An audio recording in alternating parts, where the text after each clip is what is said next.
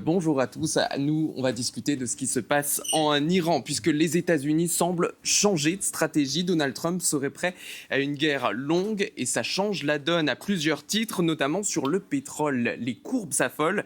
Le prix du Brent sur les marchés a dépassé les $125. Alors, est-ce grave, docteur? Eh bien, je vous les présente autour de la table. Bonjour, avec nous Sylvain Bersinger. Vous êtes économiste, vous êtes également le fondateur du cabinet Bersin-Géco. Marine Aïe, bonjour, vous êtes la spécialiste des questions internationales ici à France Info. Également avec nous un ancien ambassadeur de France en Israël, monsieur Éric Danon, et puis également avec nous Didier Idjadi, sociologue universitaire, réfugié politique iranien, auteur du livre Iran, islamisme, laïcité, histoire d'un affrontement aux éditions Iliade. Alors, je le disais, si ces cours du pétrole, ils sont partis largement en hausse, c'est parce que des informations sont arrivées dans la presse américaine. Regardez ce que rapporte le Wall Street Journal. Le conflit est parti pour durer. C'est cette perspective qui affole les marchés. Alors, Marina, première question, quelles sont ces informations qui ont affolé les marchés ? Alors, deux sources d'abord. Brad Cooper, le commandant américain pour le Moyen-Orient, un militaire donc, et des propos qui ont été corroborés par Donald Trump ensuite. Fions-nous d'abord au commandant militaire, peut-être, qui a une parole plus continue, on va dire, qui affirme que voilà, poursuivre le blocus actuel, finalement, c'est efficace et cela pourrait durer des mois si nécessaire. Une parole qui a donc été confirmée par Donald Trump, qui a dit que c'était plus efficace que les bombardements. Alors, les premières questions pour l'économiste qui est autour du plateau. Quand on regarde la courbe, on va la voir apparaître. Un baril à $125, ça n'est pas arrivé depuis le début de la guerre. Alors, on le voit clairement sur cette courbe qui remonte, je crois, à 10 ans, que le pic précédent, celui qui est monté jusqu'à $139, c'était en 2022, lors de la guerre en Ukraine. Quelle est votre analyse de ce nouveau pic qu'on voit apparaître donc, aujourd'hui, tout à droite de cette courbe ? Jusqu'à présent, le pétrole avait augmenté, mais si on regarde les plus hauts historiques, il n'était pas si cher que ça, parce que quand on fait des comparaisons dans le temps, il faut aussi ajuster de l'inflation. Si on ajuste de l'inflation, le plus haut historique il était en 2008, et ajuster de l'inflation, ça donnerait $210 à peu près d'aujourd'hui. Donc on est sur un pétrole qui est cher, mais jusqu'à présent qui n'était pas non plus si cher que ça. Cela dit, si le blocus continue, comme vous l'avez mentionné, comme c'est désormais probable que ça se produise, je pense qu'on peut tout à fait envisager un baril à 150 voire $200 d'ici quelques semaines ou quelques mois. Donc disons que l'économie mondiale perd à peu près 10-15%, c'est difficile d'avoir le chiffre précis, de ses approvisionnements en pétrole. Si ça devient durable, il faut que la demande mondiale baisse à peu près d'autant, et pour ça, il faut que le prix du pétrole monte aux alentours de... Alors, c'est très dur d'avoir des chiffres précis, mais entre 150 et $200, grosso modo.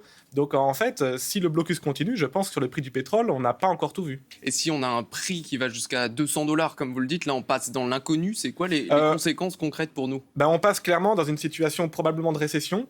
Pour l'instant, on était dans des hypothèses d'une croissance un peu plus faible que prévu, mais toujours une croissance positive sur 2026. Si on arrive à $200, qu'on dépasse... À quelle échéance ce serait ? Alors, c'est difficile, très précis, parce que c'est des chocs qui sont un peu en plusieurs vagues. Vous avez un premier choc directement à la pompe, pour les prix à la pompe, et puis après, ce choc inflationniste, il se diffuse, il met plusieurs trimestres à se diffuser dans l'ensemble des chaînes de valeur et dans l'ensemble de l'économie.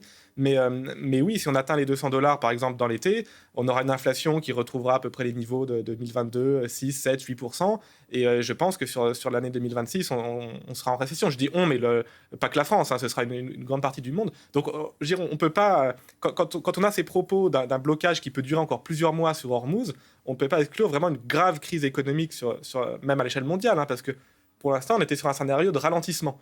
C'est ça qui nous tend au nez, une grave crise économique ? Si le blocage dure, je pense que oui, on peut vraiment aller sur un scénario vraiment très grave. Si maintenant c'est court et que Donald Trump réagit qu'il n'y a pas une guerre longue, est-ce que tout de même il y aura des effets sensibles et concrets pour les Français ? Alors des effets, il y en a déjà. Quand on voit les prix à la pompe qui ont augmenté. Si la situation se résorbe d'ici quelques semaines et que le détroit est rouvert, alors tout ne reviendra pas à la normale sur les marchés énergétiques en quelques semaines.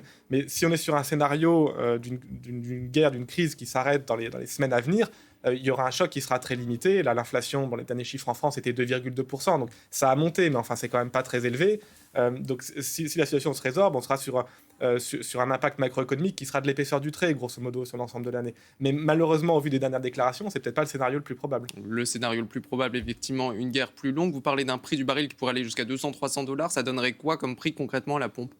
Alors, c'est difficile à dire parce que après, il y aurait le gouvernement réagirait probablement en prenant des mesures. Souvent on dit plus $1 sur le baril, c'est plus 1 centime à la pompe, mais après c'est des règles de 3 qu'il faudrait revoir. Et après, je pense aussi qu'à ces niveaux-là, il y a aussi des risques clairement qui vont se poser de pénurie. Si on rentre dans ce scénario-là, hein, alors peut-être pas tant en France, parce que on l'a vu en 2022, les pays les plus riches peuvent continuer à acheter du pétrole et du gaz à des prix très élevés, mais sur des pays, pour des pays plus pauvres, je pense des pays d'Asie qui sont très dépendants du pétrole du Moyen-Orient, on pense au Bangladesh, à des pays comme ça, on a déjà des cas de pénurie, mais qui risquent de s'aggraver. Donc après, quand vous arrivez sur des prix très élevés, il y a aussi des menaces tout simplement de pénurie, de ne plus avoir de carburant dans certaines stations-service. On n'y est pas, mais je pense que c'est un scénario qu'on ne peut pas complètement non plus écarter. Je le répète, ce sont donc ces informations de la nuit. Donald Trump qui serait prêt à une guerre longue, qui ont fait exploser les prix du pétrole, et Donald Trump qui se prépare donc à une guerre longue et qui semble très satisfait de cette stratégie. Écoutez-le cette nuit. Bon, le blocus, c'est du génie, d'accord. Il a été infaillible. Ça prouve la puissance de notre marine. Je peux vous l'assurer, personne ne va jouer avec nous. On a la meilleure armée du monde. Maintenant, ils n'ont plus qu'à capituler. C'est tout ce qu'ils ont à faire. Dire « on se rend, on se rend ». Avec Danon, le blocus, c'est du génie. C'est un bon levier pour faire pression sur l'Iran ? Non, c'est pas du génie, mais c'est un bon levier. Et c'est un très bon levier, parce que ça évite les troupes au sol. Et pour les Américains, c'est quelque chose de très important. Maintenant, vous avez à la fois l'effet du blocus iranien, déclenché par le blocus américain, parce qu'en fait, vous avez deux blocus, deux barrages filtrants en miroir, pourrait-on dire. Et il faut rappeler que le blocus américain, c'est seulement vis-à-vis de l'Iran, tandis que le blocus iranien, c'est sur l'ensemble du détroit d'Ormuz. Et donc, ça bloque beaucoup plus, y compris les pétromonarchies du Golfe.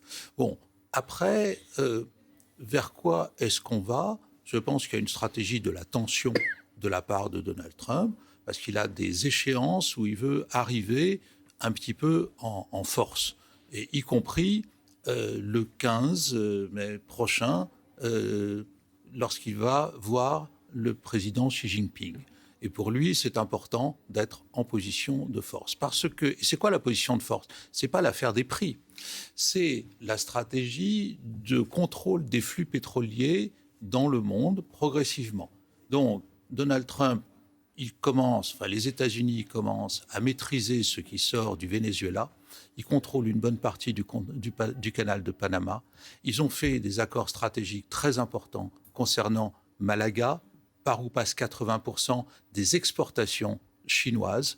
Et il a l'idée qu'à terme, il va débloquer le détroit d'Ormuz, mais en le contrôlant quand même. Et donc, vous voyez lentement, derrière toutes ces rodomontades, cette communication, etc., une stratégie qui est longue, de maîtrise des flux pétroliers.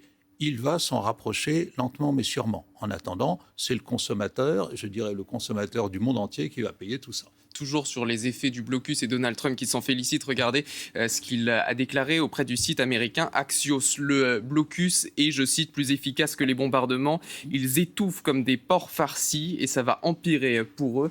Votre réaction à cette déclaration ? C'est vrai que quand on regarde la situation du régime iranien, eh bien, le régime iranien n'est pas du tout en bonne situation. C'est parce qu'effectivement, il y a un gros risque de voir diminuer la recette pétrolière du régime. Et d'ailleurs, mais néanmoins, il y a deux temporalités, je dirais, chez le régime. D'un côté, ils sont capables encore de continuer la guerre, car ils sont dans un esprit djihadiste, là, continuent encore, malgré l'affaiblissement. Parce qu'il y a des effets très concrets pour la population, l'inflation, la monnaie. Bien évidemment. Donc, il y a cette temporalité par rapport à la logique de la guerre, mais en même temps, y compris encore pour le régime, si vous voulez, du point de vue, effectivement, de la recette pétrolière, effectivement, ils subissent une pression très, très forte.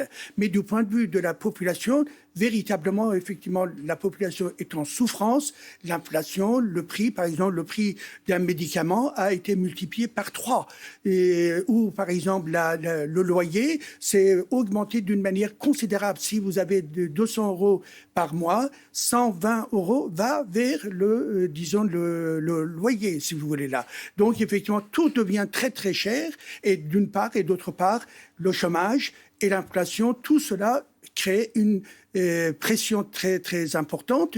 Et donc, par conséquent, mais le régime, il est toujours dans cet esprit, disons, djihadiste. Il a dit, et il répète également encore, malgré les difficultés, on est capable de continuer encore la guerre. Marine Haï, on voit les mots très Donald Trump, mais il y a une forme d'efficacité de son action. Oui. Efficacité, c'est à voir. Faudra voir sur le temps long, parce que les Iraniens ont quand même une capacité de résilience, quoi qu'il en soit. Déjà parce que ils sont aidés par la Chine. L'Iran, c'est pas une île. Il y a aussi des côtes, des frontières terrestres par lesquelles ils peuvent recevoir de l'aide, notamment via le Pakistan. Et puis ils ont une culture de la résilience. Ça fait depuis 79 qu'ils sont sous sanctions. Donc ils ont quand même cette pratique-là. Ils savent mettre en place des systèmes pour faire diversion. Ils sont habitués à l'inflation. L'inflation, quand même, qui est de 1,8 million de rials pour $1. Donc, c'est énorme. On était à 1,4 il y a encore quelques semaines avant la guerre. Donc, il y a vraiment une inflation très forte. Mais ils savent y résister et ils peuvent faire jouer aussi avec leurs alliés. À contrebalancer avec le fait qu'il y a un risque sur la sécurité alimentaire. Aujourd'hui, la Banque mondiale alimentaire a averti qu'il y avait un risque pour la sécurité alimentaire des 45 millions d'habitants en Iran. Vous parliez de l'Iran qui cherche à écouler son pétrole, c'est le cas aussi des autres pays du Golfe. Autour, je vous propose tout de suite qu'on prenne la direction du Qatar. Retrouver notre envoyé spécial Camille Novak sur place avec Christophe Kenk. Bonjour Marine. Camille, pardon. Merci Marine, bonjour Camille. Quelles sont les routes alternatives actuellement qui sont possibles dans le Golfe ? Eh bien écoutez Yann, il y a des solutions en effet, vous l'avez dit, qui sont utilisées par certains pays du Golfe, notamment l'Arabie Saoudite qui arrive à faire transiter un petit peu de pétrole via la mer Rouge concernant les Émirats Arabes Unis. C'est via le Golfe d'Oman qu'ils arrivent un petit peu à écouler leur stock. Mais ces solutions, ce qu'il faut comprendre, c'est qu'initialement ce sont des solutions d'urgence, des ports qui sont vraiment utilisés qu'occasionnellement avec des capacités d'export, de transit qui sont très, très limitées. Alors ces pays du Golfe, ils planchent actuellement sur des solutions plus durables pour trouver des alternatives à ce détroit d'Ormuz qui s'est vraiment révélé clé durant cette guerre. Et c'est le cas notamment du Qatar qui, lui, n'a aucune autre solution pour exporter son gaz, la production de gaz qui est aujourd'hui à l'arrêt ici au Qatar. Alors, le pays planche aux côtés de ses alliés sur d'autres solutions, la création de nouvelles pipelines, des routes alternatives maritimes, ferroviaires ou terrestres pour écouler pour le Qatar son stock de gaz. Et cela pourrait passer, c'est l'une des solutions qui est envisagée notamment par la Syrie et la Turquie pour acheminer ces cargaisons via l'Europe. Ce sont des solutions qui sont soutenues notamment par la France, le Royaume-Uni. C'est d'ailleurs l'un des objectifs de cette visite de Jean-Noël Barrot aujourd'hui dans les pays du Golfe, discuter justement de la création de nouvelles pipelines. Merci beaucoup Camille Novak, on vous retrouve tout à l'heure dans cette émission. J'aimerais qu'on s'intéresse aussi, toujours sur les questions de l'efficacité de ce blocus, à une vidéo qui a été publiée par les États-Unis, une vidéo où on voit toujours les Américains qui arrivent sur des tankers pour empêcher qu'ils brisent ce blocus. Alors là, c'est en mer d'Arabie, un tanker qui est soupçonné d'avoir tenté de violer le blocus, le MV Blue Star 3, qui aurait été libéré par les forces américaines après la fouille, qui confirmait ensuite l'itinéraire du bateau qui ne prévoyait pas d'escale dans un port iranien. Et cela, on en parle avec le militaire qui est avec nous aujourd'hui, l'amiral Alain Oudot de Dainville. Bonjour monsieur, merci d'être avec nous. Vous êtes ancien chef d'état-major de la marine et auteur du livre De tribord à bobard.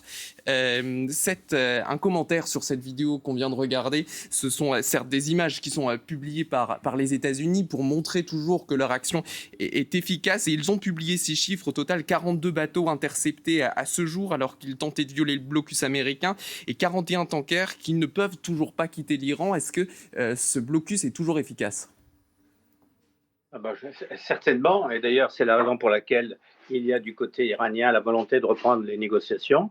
Et pour la marine américaine, c'est pas très difficile de faire ce blocus. Elle est entraînée à ça. Les images que l'on voit, c'est extrêmement classique. Descente en rappel sur un bateau, c'est extrêmement classique. Donc c'est entrer presque dans la routine. Pour le déploiement américain, on parlait d'une armada, les 2 porte-avions qui sont capables de surveiller et de détecter les bâtiments contrevenants et les frégates qui peuvent envoyer des hélicoptères avec des équipes de Marines pour tester et pour contrôler, inspecter les bâtiments qui sont suspectés de violer le blocus américain. Ça, c'est pour les images que nous envoient les Américains. Est-ce que pour autant leur blocus est étanche ? C'est jamais étanche à 100%, mais il doit bien être étanche à 99%, parce que ce qui est visé principalement, ce sont les pétroliers. Et les pétroliers, ça fait mal au porte-monnaie. Ça, le pétrole ne peut pas l'exporter, l'Iran ne peut pas l'exporter ailleurs que par ces 2 ports pétroliers, ces ports pétroliers du Golfe, le port de Chabar et aussi le terminal pétrolier de Jasque. Donc, c'est vrai, ça, c'est efficace sur cet aspect-là. Alors, bien sûr, il y a ce qui peut venir de la mer Caspienne, mais ça, ce sont les denrées de première nécessité, l'armement, et ce qui vient aussi par les frontières terrestres. Mais c'est pas le pétrole, il n'y a pas possibilité de l'exporter par ces canaux-là. Est-ce que l'Iran pourrait être tenté d'attaquer de sa propre initiative pour éviter une asphyxie, selon vous ? Non, je ne pense pas, parce que l'Iran, visiblement, tel que l'on peut l'observer, fait tout pour préserver le cessez-le-feu qui lui permet de se reconfigurer, de réparer ce qui est réparable et de remettre de l'ordre dans un système qui a été très affaibli par la stratégie d'élimination des dirigeants. Et donc, il faut remettre un peu de stabilité pour pouvoir être encore plus fort après. C'est mon opinion. Marinaï. Oui, ça c'est pas sûr parce qu'en fait on ne sait pas qui parle en Iran aujourd'hui. C'est compliqué. Vous avez quand même, on a l'impression qu'il y a quand même 2 voix. Vous avez d'une voix d'un côté la branche plus armée, les gardiens de la révolution, qui étaient très favorables à ce blocage du traité d'Ormuz, et vous avez de l'autre côté une voix plus diplomatique, celle qui s'est rendue en Russie récemment, Abbas Araghchi notamment, le ministre des Affaires étrangères, qui a d'ailleurs été remise en cause par les gardiens de la révolution. Donc vous avez des voix divergentes et on ne sait pas aujourd'hui clairement qui est-ce qui a la main. Il y a un effet très concret aussi du détroit d'Ormuz. J'aimerais en parler avec vous, l'économiste de notre plateau. Avec ce détroit d'Ormuz bloqué, on a appris cette semaine que l'île de Karg était saturée. Le pétrole s'accumule tellement que l'Iran ne sait plus quoi en faire. Téhéran n'a que quelques semaines, peut-être 2, avant de devoir mettre ses installations à l'arrêt. Quelle implication ça aurait, ça, si l'Iran devait mettre ses installations pétrolières à l'arrêt ? Le problème, c'est que quand vous fermez une installation pétrolière, alors je ne suis pas ingénieur dans le domaine, mais ça, c'est pas comme un robinet que vous ouvrez et que vous fermez. Donc ça veut dire que si les installations sont mises à l'arrêt, une réouverture éventuelle, ça prendra plus de temps avant que le pétrole se remette à circuler. Mais c'est le problème iranien. Je pense que on vous parliez des Qataris avec votre envoyé spécial, au Bahreïn, etc., au Koweït, ils ont des problèmes assez similaires. Ils n'arrivent plus à sortir le pétrole et le gaz. Et si la crise dure pour ces pays-là, alors pour les pays qui n'ont pas de route alternative, l'Arabie Saoudite en a en partie, ça va devenir très difficile. Le Bahreïn, par exemple, à entrer dans cette crise avec déjà une situation économique très, très affaiblie. Le Qatar et d'autres pays ont des gros fonds souverains, mais un pays comme Bahreïn a déjà une dette publique très élevée et complètement dépendant du détroit. Donc oui, pour vous mentionner l'Iran, mais je pense qu'on pourrait dire la même chose de plusieurs autres pays du Golfe. Didier Djadi, ça voudrait dire aussi des implications fortes pour l'économie. Vous savez, la recette pétrolière du régime iranien par année, c'est 44 milliards de dollars.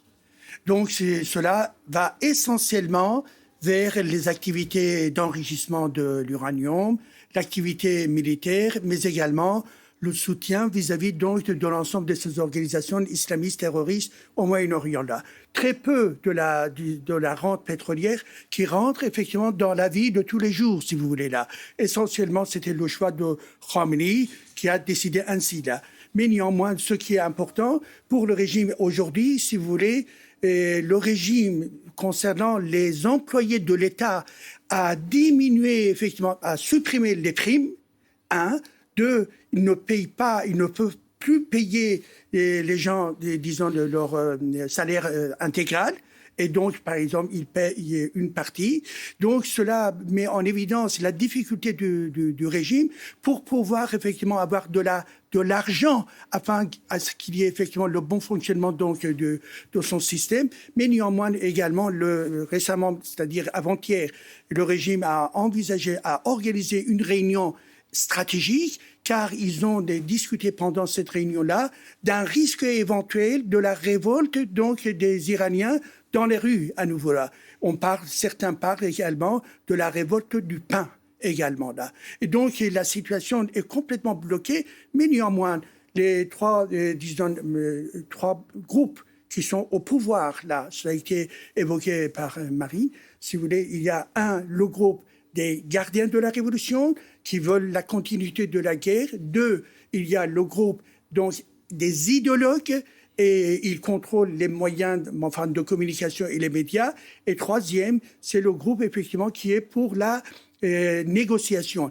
Tous ces 3 groupes, ce sont des criminels. Ce sont à l'identique. Il n'y a aucune différence par rapport aux intérêts donc du peuple. Mais néanmoins, par rapport à leur propre, disons, des pouvoirs, ils cherchent effectivement à se renforcer par rapport à d'autres concurrents, si vous voulez, là. Mais aujourd'hui, ce qui est important pour les gardiens de la Révolution, malgré le contrôle donc du pouvoir, de se stabiliser davantage. Et donc, ils ne veulent pas faire de la négociation avec les Américains, car ils disent la première des conditions pour ouvrir la négociation, c'est de finir avec le blocus, disons, américain, si vous voulez. Et tandis que donc, le président américain, comme vous l'avez évoqué, eh bien, ne bouge pas à ce niveau-là. Donc, il y a le risque d'avoir une nouvelle phase de guerre. Au départ, c'était la tension très, très forte avec les bombardements. Ensuite, aujourd'hui, on est toujours dans une phase de ni guerre ni paix, mais avec une tension moins forte. Mais il peut y avoir également une 3e phase qui sera une phase de tension, même si la durée est courte peut-être, mais néanmoins sera forte et le régime risque de perdre encore un certain nombre de ses dirigeants. Et on continue de se poser cette question. Le conflit est-il en train de rentrer dans une nouvelle phase juste après le rappel des titres avec vous, Valentine Desjeunes? Et ce bus qui finit sa course dans la Seine, ça s'est passé à Juvisy sur l'Orge ce matin dans l'Essonne. En chutant, le bus a entraîné une voiture qui était stationnée sur le côté. Le bus était conduit par un apprenti en formation et son superviseur. 4 personnes se trouvaient également à bord. Toutes ont été secourues saines et sauves. Une importante opération de secours a été mise en place. Des vérifications sont toujours en cours pour savoir si d'autres personnes se trouvaient à bord. Il ne s'était pas parlé depuis 90 jours. Donald Trump s'est entretenu avec Vladimir Poutine au téléphone à propos de la guerre au Moyen-Orient et le président russe a mis en garde son homologue contre les conséquences dommageables qu'aurait une nouvelle action militaire contre l'Iran. Et face à la menace de Donald Trump d'un blocus prolongé du détroit d'Ormuz, le pétrole atteint des records. Il est au plus haut depuis 2022. Il se replie toutefois quelque peu ces dernières minutes à $124 le baril après avoir franchi les $126.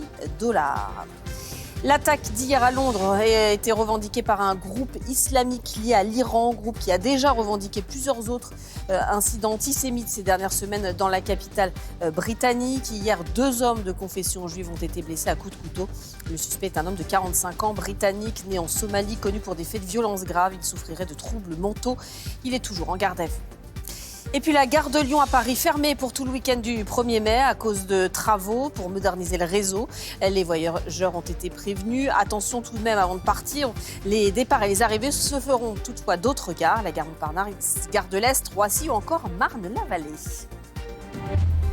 Voilà pour les titres, je vous retrouve à midi. Merci beaucoup Valentine, à tout à l'heure. Marine, avec vous, cette information de ce matin, selon le média Axios, toujours, le média toujours très informé, réputé proche de la Maison-Blanche, Donald Trump doit être briefé aujourd'hui sur les suites à donner à la guerre, sur de possibles nouvelles opérations militaires contre l'Iran. Qu'est-ce qui est concrètement sur la table? Qu'est-ce qu'on en sait? On va mettre en fait devant le président des États-Unis, on va envisager de savoir si les conflits armés, si la partie armée du conflit devait reprendre, quelles seraient les options? Et notamment, il est question d'envisager des troupes au sol. Ça ne veut pas forcément dire des troupes au sol en Iran, mais en tout cas dans le détroit d'Ormuz. Et comment faire en fait pour débloquer les détroits d'Ormuz si cette option devait être placée?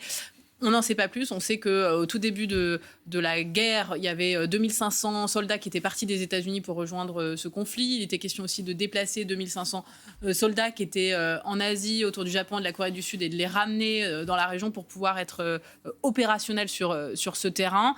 L'hypothèse n'avait pas été réévoquée de nouveau. Maintenant, a priori, elle est présentée en tout cas à Donald Trump. Amiral, votre réaction à ce brief du président américain au moment où on apprend que la guerre pourrait durer?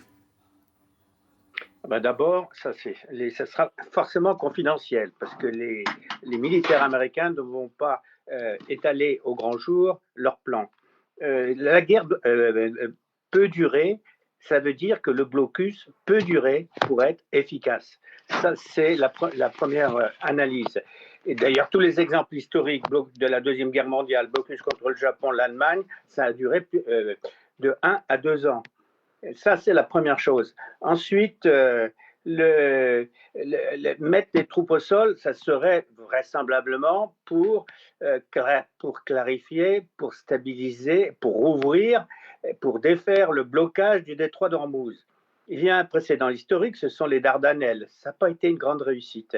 Alors, qu'est-ce que pourraient faire les Américains? Les Américains pourraient éloigner les missiles, parce qu'il y a des missiles sur les rivages, à proximité des rivages iraniens du détroit d'Ormuz. Ils pourraient éloigner ça. Ils pourraient aussi faire en sorte que les embarcations légères, qui sont le poison du détroit d'Ormuz, soient éliminées. Il pourrait aussi après lancer des opérations de déminage sur les zones présumées minées. On n'en est absolument pas sûr. Mais il pourrait aussi, bien sûr, éloigner les drones qui pourraient s'attaquer aux bâtiments transitants. Mais après, il faudrait tenir. Et ça serait difficile, ça serait parti pour durer et ça serait quelque chose, un défi stratégique beaucoup plus important. Voilà donc en résumé ce qu'ils peuvent faire. Éric Danon, vous vouliez réagir? Oui, je crois que ce que nous venons d'entendre est tout à fait juste. La négociation entre l'Iran et les États-Unis, sur les bases actuelles, a-t-elle des chances d'aboutir? À mon avis, la réponse est non. Et si la négociation n'aboutit pas, alors la guerre reprend. Parce qu'aucun des deux n'est prêt à lâcher, c'est ça? Et oui. Et puis parce que vous négociez deux choses qui sont de nature différente. Le nucléaire qui est une question de sécurité, le pétrole qui est une question d'économie. Et on ne peut pas mélanger les deux. Et donc, je pense qu'à ce stade, la négociation, c'est même pas sûr qu'elle reprenne, mais elle ne peut pas aboutir.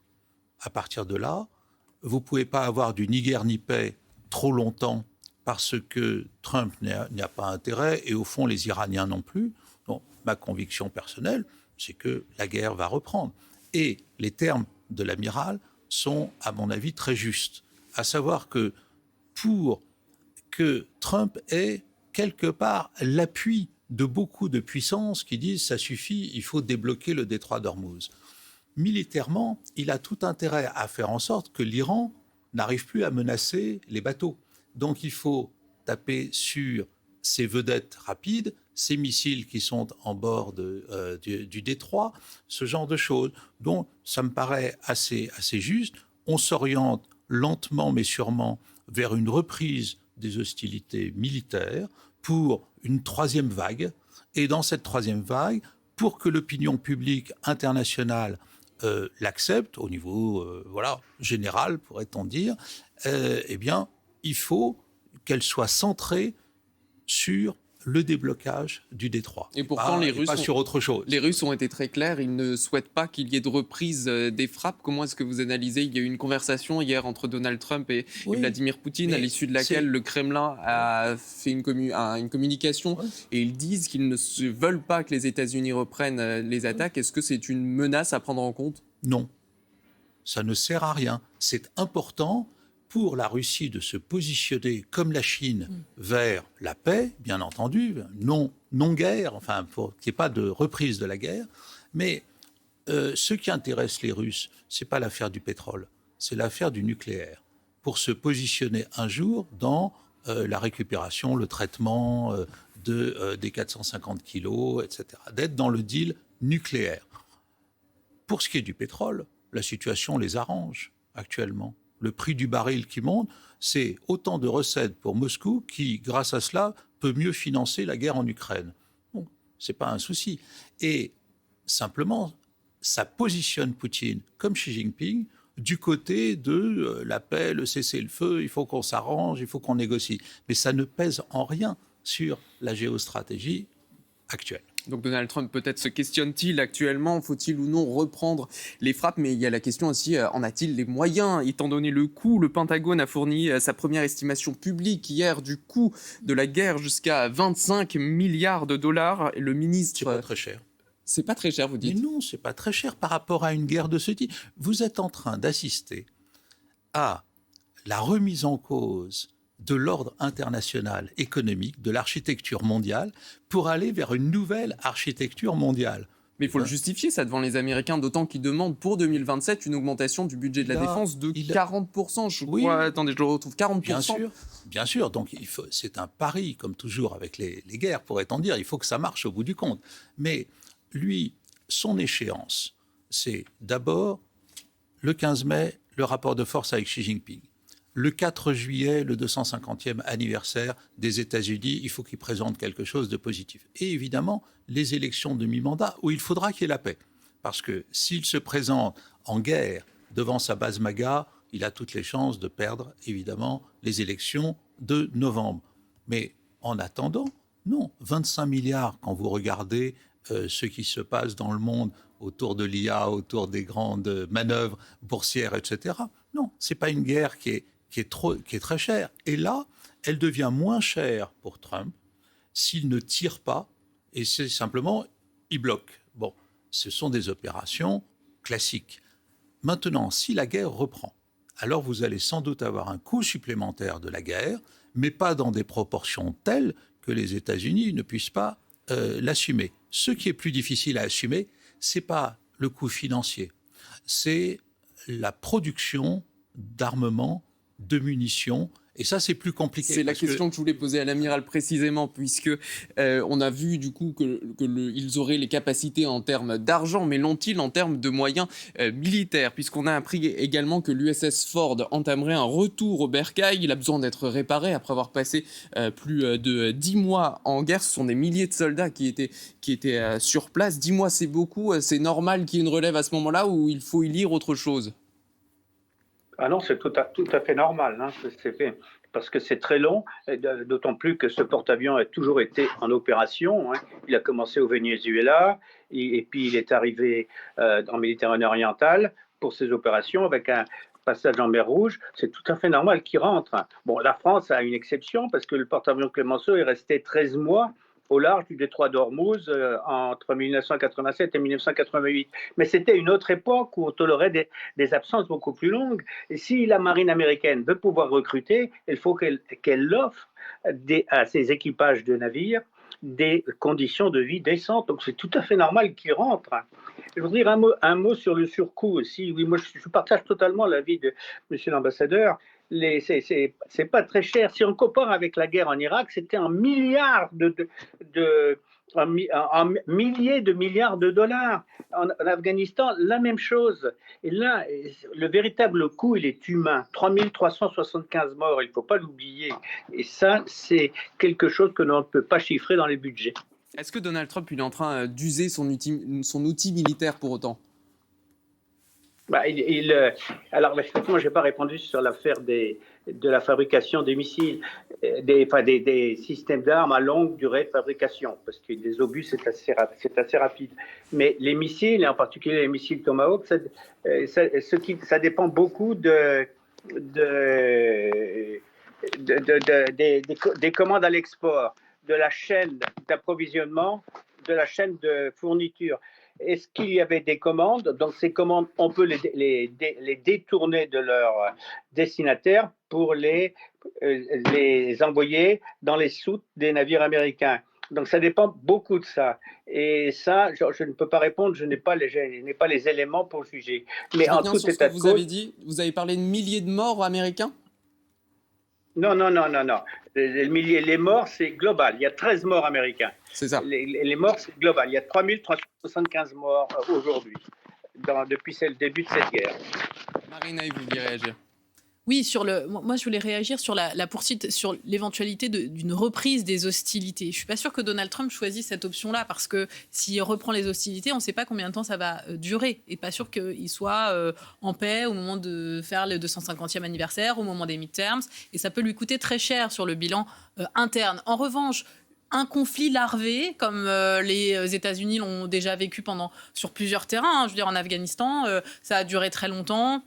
Il y avait des hommes déployés, certes, c'est encore autre chose, mais on peut très bien être sur un conflit larvé où on se menace régulièrement, où on est dans une guerre psychologique cette fois-ci, sans retirer de missiles. Et ça peut durer encore des années. Là où on serait les grands perdants, ce qui pourrait ne pas aller en faveur de ce scénario-là, c'est que le détroit d'Ormuz resterait donc bloqué. Et ça, c'est pas bon pour l'économie chez nous, mais c'est pas bon pour l'économie aux États-Unis, puisque le prix à la pompe, lui, il est mondialisé. Et pour le débloquer, il y a cette question qui est apparue d'une coalition internationale pour débloquer le détroit d'Ormuz. Et pour en parler, je vous propose qu'on retourne au Qatar, retrouver nos envoyés spéciaux, Camille Novak avec Christophe Keng. Selon des informations du Wall Street Journal, les États-Unis travaillent donc à la mise en place d'une telle coalition pour que les bateaux puissent circuler dans le détroit d'Ormuz. Camille, qu'est-ce qu'on en sait ? Eh bien écoutez, c'est une idée qui avait déjà été soumise par le président américain et qui revient en effet aujourd'hui sur la table. L'administration américaine qui a demandé à ses ambassades de convaincre ses alliés de rejoindre une coalition internationale très concrètement pour sécuriser le détroit d'Ormuz. Cette coalition qui s'intitulerait Mécanisme des libertés maritimes combinerait à la fois des actions diplomatiques mais aussi des sanctions. Vous l'avez dit Yann, l'objectif c'est de permettre donc aux pays qui rejoindraient cette coalition de retrouver une liberté de navigation sur le détroit d'Ormuz afin notamment de protéger l'économie mondiale. Une proposition du président américain qui fait suite à ses propos d'hier. Vous en parliez avec vos invités, Yann, de prolonger ce blocus sur le détroit d'Ormuz pendant plusieurs mois pour toujours continuer cette même stratégie américaine d'asphyxier économiquement l'Iran. Merci beaucoup Camille Novak. Cette proposition d'une coalition, elle n'est pas nouvelle, mais cette fois-ci, elle vient de Donald Trump, c'est ça ? Mais ça quand même, pardon, mais enfin franchement, c'est quand même ce que les Européens proposent depuis des semaines. Et alors maintenant, ça a une petite étiquette Made in America, et alors tout le monde applaudit. Non, franchement, c'est ce qu'a proposé déjà les Européens depuis des semaines en disant s'il y a un cessez-le-feu, alors nous serons d'accord pour sécuriser le détroit d'Ormuz. Dans les grandes lignes, ça reprend quand même cette idée-là, et c'est la seule idée qui permettrait en fait à Donald Trump de rejoindre et d'avoir avec lui ses partenaires, ses alliés, que ce soit les Européens, le Royaume-Uni, bref, que les autres pays s'engagent, ceux qui sont évidemment contre les gardiens des révolutions, qui sont évidemment contre la nucléarisation militaire de l'Iran. Mais là, on met une petite étiquette Made in America, alors maintenant, ça devient une idée géniale. C'est une bonne idée ? Écoutez, moi, sincèrement, concernant la situation entre l'Europe et puis les États-Unis, je reste pessimiste. Je pense que le rapprochement n'aura pas lieu. Pourquoi ? C'est parce qu'il y a des objectifs annoncés par des Américains qui ne sont pas partagés par l'Europe, à la fois sur la question, effectivement, du nucléaire. Bon, les Européens sont d'accord, mais comment atteindre ces objectifs-là, les Américains ont choisi effectivement l'intervention avec des Israéliens et que cela n'est pas le choix donc de l'Europe.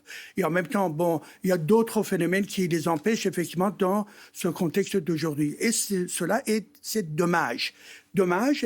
Pourquoi ? C'est parce que, effectivement, face à un régime terroriste au niveau international, le danger, ce n'est pas seulement pour le peuple iranien, mais également pour la région, mais aussi au niveau international. Mais bon, on a vu comment ce régime-là a bombardé, effectivement, les pays arabes du Golfe Persique. Ça va au-delà. Il y a encore, n'oublions pas, le terroriste du régime iranien va frapper, y compris le monde européen également là. Ce qui se passe à Londres ces derniers jours, effectivement, on a évoqué dans la presse iranienne de l'opposition une certaine implication éventuelle donc du régime iranien également là. Donc, par rapport à ce régime-là, que faire ? Et il faut arracher effectivement cette racine du mal qui est le régime iranien. Bien évidemment, les Européens n'ont pas été d'accord. Pourquoi ? C'est parce qu'ils pensaient c'est pas l'idée de la coalition. Pardon ? de changer de régime iranien, c'est pas l'idée de la coalition, c'est de... Ça leur déplaît pas. Absolument, bien évidemment, dès le départ, je suis d'accord absolument. Il fallait qu'il y ait une approche, disons, de rapprochement, disons, avec l'Europe, etc. Mais n'oublions pas, l'Europe a été toujours, disons, dans une logique de négociation avec le régime islamiste au pouvoir. N'oublions pas quand même là. Et donc, elle n'a jamais été favorable à une intervention, disons, un peu plus sévère contre le régime là.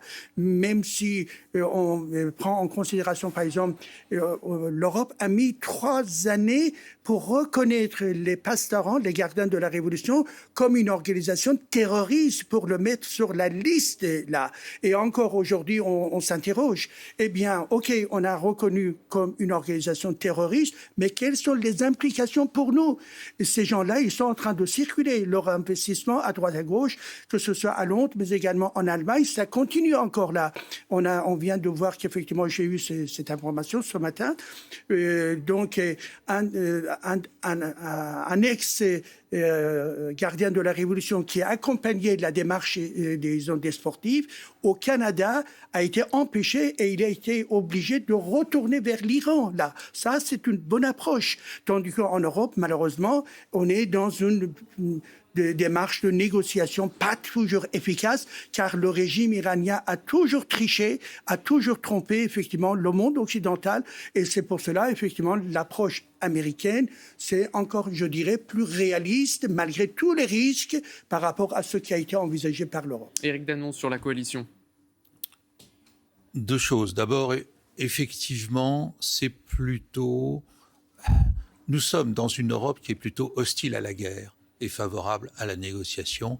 Et donc, elle regarde les événements un petit peu en disant le droit et la morale. Mais fondamentalement, elle n'est pas parmi les combattants. Et ça l'exclut quand même beaucoup du jeu actuel. On est dans la guerre. La deuxième chose, c'est que oui, la coalition, c'est plutôt une idée européenne.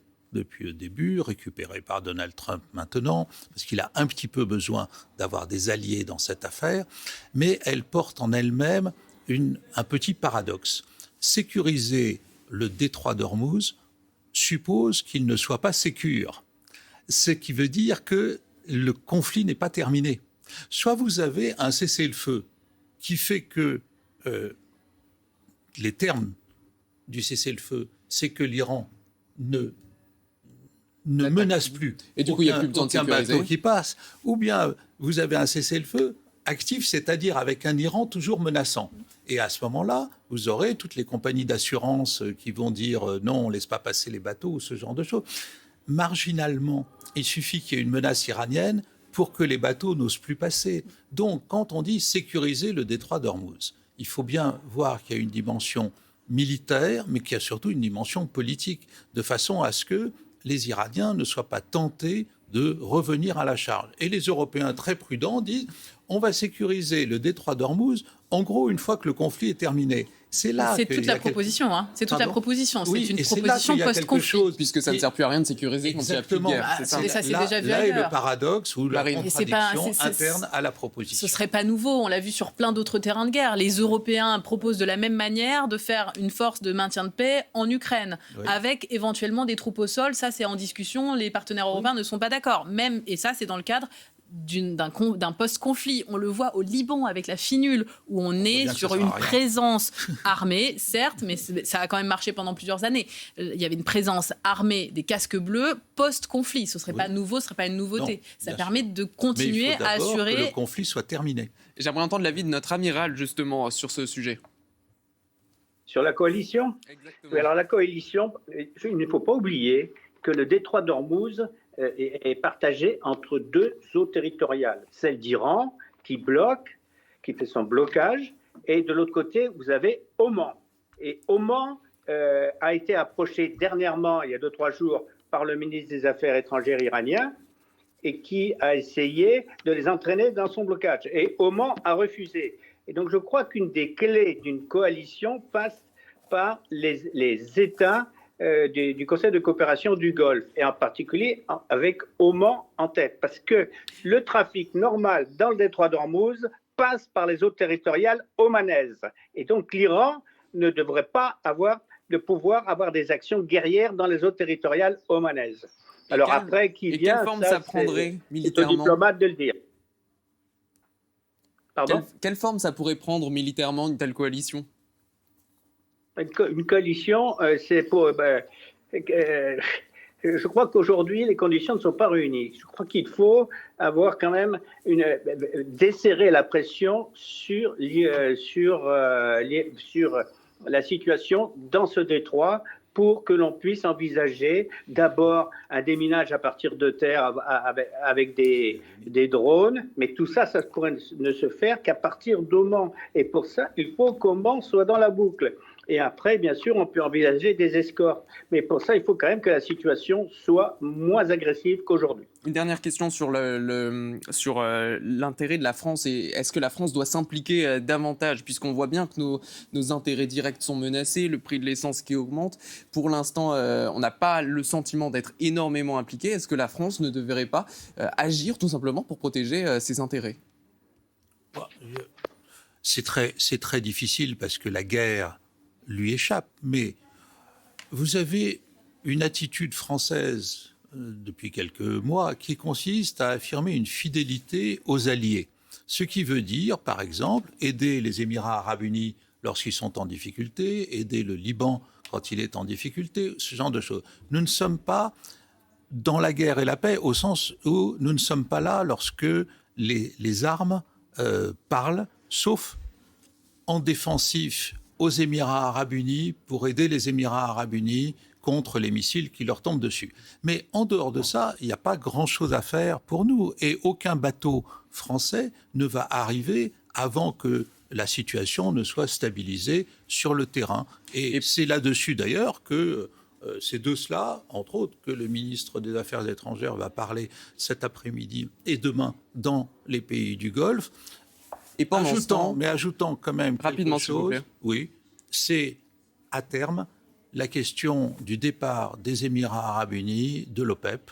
Il y aura des conséquences, mais pas de court terme, mais de moyen et long terme, et surtout de reconfiguration politique de la région. Et on aura évidemment l'occasion d'en reparler, mais toute cette guerre, évidemment, elle a des conséquences sur le prix du pétrole. On l'a vu, il explose, et on apprend qu'en France, c'est le retour de l'inflation qui est à 2,2% en avril sur un an, selon l'INSEE. C'est donc les premiers effets de cette guerre, ou il faut voir au-delà? Oui, clairement, l'inflation elle avait déjà commencé à augmenter en mars. Là, elle a continué à augmenter en avril et elle est 100% tirée par l'énergie.